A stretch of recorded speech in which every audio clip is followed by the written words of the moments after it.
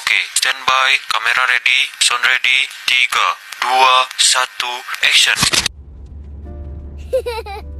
Tapi yang lain ready dah? Assalamualaikum warahmatullahi wabarakatuh. Kami. Okey. Siwit pakai cantik. Cantik tak nak? Warahmatullahi wabarakatuh. Okey nak? Saya Sekarang Mu'alimah Sofia dari Sriti Al-Musafir.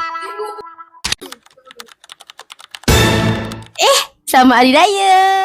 Maaf zahir dan batin. Maafkan saya. Bye. Saya Mu'alimah Sofia ingin mengucapkan Selamat Hari Raya Aidilfitri. Maaf zahir dan batin. Pergi ke bendang melihat padi, padi menguning tanda berjaya. Puasa sebulan telah kita lalui, kini Syawal menjelang tiba. Ikhlas dari saya ingin mengucapkan Selamat Hari Raya Maaf Zahir dan Batin. Taqabbalallahu minna wa minkum taqabbal ya karim. Dari jauh kita pulang, dari rindu kita bertemu. Selamat Hari Raya Aidilfitri, maaf zahir dan batin. Aid Mubarak, minal aidin wal faizin. Jangan lupa puasa 6. Saya ingin mengucapkan Selamat Hari Raya Aidilfitri. Maaf zahir dan batin. Selamat berbahagia bersama keluarga tersayang. Selamat Hari Raya Aidilfitri, maaf zahir dan batin kepada semua warga Sriti Gombak. Terima kasih.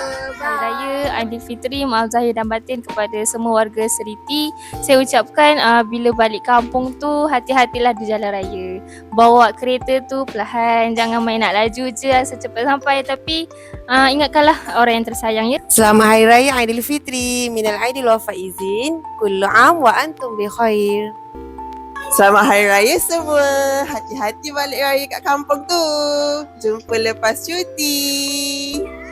Saya mengucapkan selamat raya Maaf Zahir Batin pada semua guru-guru, staf dan murid di Sriti Al-Musafir Gombak. Semoga hari raya pada tahun ini memberi rahmat dan kebahagiaan pada semua.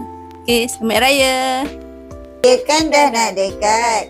Salam kosong-kosong. Selamat Hari Raya.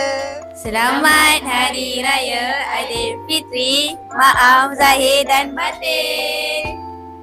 Raya-raya juga, puasa 6 jangan lupa.